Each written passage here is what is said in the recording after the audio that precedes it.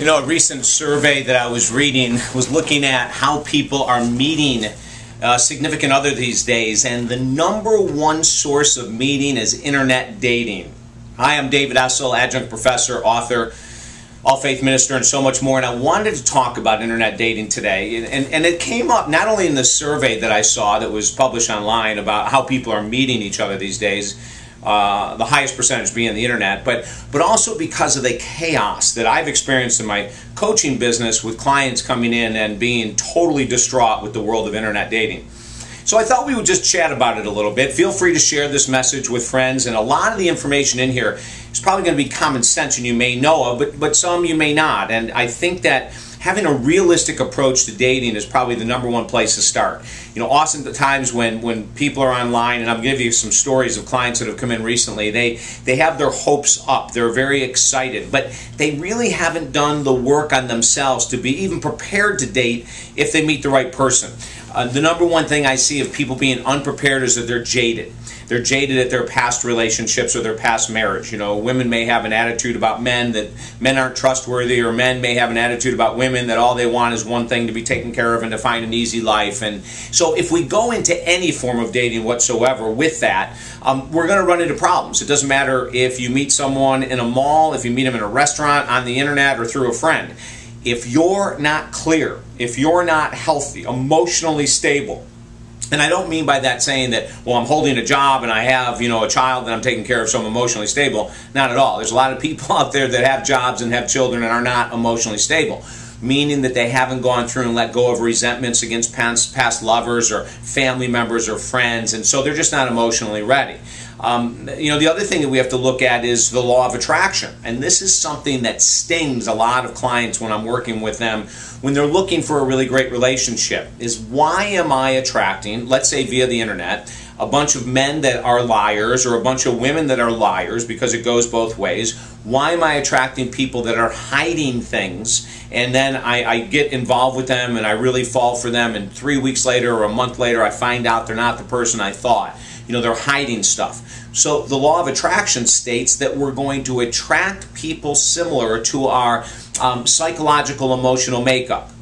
Now that may stink, doesn't it, to hear that, especially if you've had a really rough time on internet dating. But it's really true.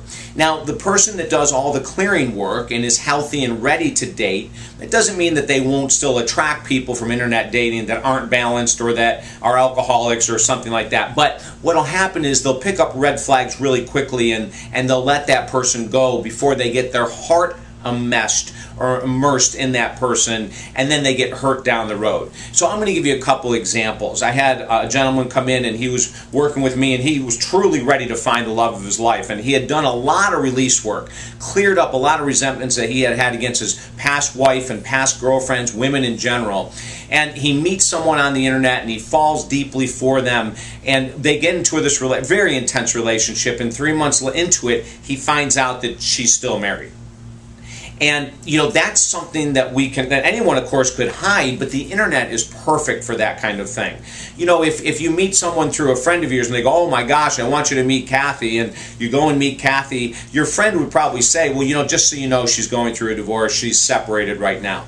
But a lot of people on the internet, of course, they project an image that they want you to see, and if you buy into that heavily without doing any type of checking on your own, and the checking might just be asking a question and see how that person answers it, then you could set yourself up for a big loss, a very, very big loss, as my client did. I mean, he was devastated for at least 6 months when he found out at month 3 that she was still married as fact, and the divorce had been going on for a number of years, that she still had a lot of baggage around men, of course, because she still was married. He ended the relationship at the 4th month, but he suffered greatly because it was a loss of a deep love. And he just didn't think he could trust her with anything. He had asked her a couple times, but just in passing, and she had said, oh no, the divorce was totally final, when it wasn't. So we've got to be able to willing to look in the person's eyes when we do meet them and find out the answers that we really want to know. We have to be willing to get rejected. We have to be willing to say, and I say this in all sincerity, as he walked out of the office not too long ago, he said, anyone who says they've been divorced less than a year, I'm asking for the divorce papers. And he was dead serious. He's not going to risk his life anymore like that, what he went through. Now, from the other side, let me share a woman who was on the internet dating and met this guy, and he was everything that she could ever imagine.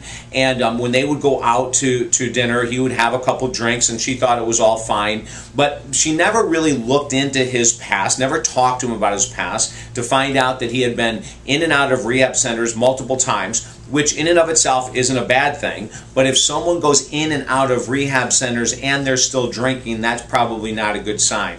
Well, 1 year down the road into this relationship, they continue to have more and more arguments, and she finds out that all along that he's been a heavy drinker, hiding it fairly well. But if she were to pay attention to the signs and to ask more questions up front, she probably would have saved herself an extremely broken heart.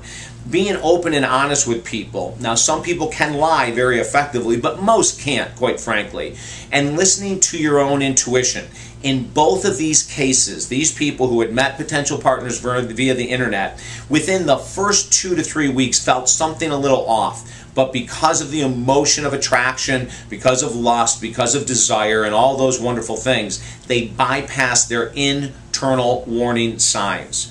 Another thing that both of these people did is that they ended up waiting too long, in my opinion, before they met these people. In other words, the communication via email went on for weeks and weeks, and then it was weeks of phone calls. And what we have found in our work is that people that delay meeting you, people that always have a reason why I can't get together now, they very well could be hiding things. We've had clients come in to say that they were in communication for 30, 45 days to find out the person lived in another country. I mean, they had lied the whole time. So in one of the rules of thumb we say in internet dating is that try to meet someone within 2 weeks, if there's a connection. You know, so if you're emailing and that turns into a phone call, go ahead and try to set up a meeting in a public place for coffee, whatever it might be, within 2 weeks of having some type of a connection. Because too many times people will come in here and they will become jaded. Maybe they weren't jaded in the world of dating prior to going on the internet to find their life partner, but once they're on it for a while, they can become highly jaded. The other thing that a lot of women have shared with is that once they get onto the internet dating and they get a lot of attention, is that they stay on the sites without a real strong intention of really meeting someone else, because of the fact they love the daily attention. So be cautious of that. And of course, then we have the last thing in regards to men, where that women become very jaded and say, you know, all men on internet dating sites are players. They're just out to become physical with you and leave you, become physical with you and leave you. Remember this. Our beliefs create and manifest what it is that we experience. And that's why I say I'm going to go all the way back to the beginning. Before you get on an internet dating site, make sure your issues are cleared up. Because if they're not, you're going to be attracting people that aren't clear either. If I can help you in any way whatsoever in regards to internet dating, dating in general, different rules and tips, we're going to keep this video very short. Go ahead and contact me at talkdavid.com. Take this video, share it with friends. There are great people that you can meet over the internet, but you're going to have to be clear, clean first before you're ready to meet anyone. And if I can help you get there, I would love to. And don't forget to sign up right here on our YouTube channel. And each of our videos, every day that we produce them, will be sent to your inbox on YouTube itself, so you can go and peruse them at your leisure, okay? And again, our website, talkdavid.com. Have a fabulous day. Bye now.